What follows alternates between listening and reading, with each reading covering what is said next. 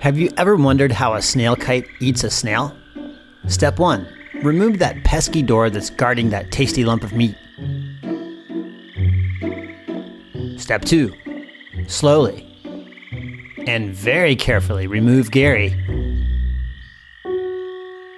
I mean the snail, from its shell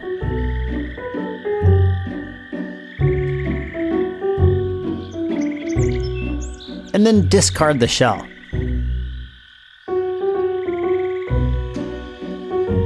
Step 3.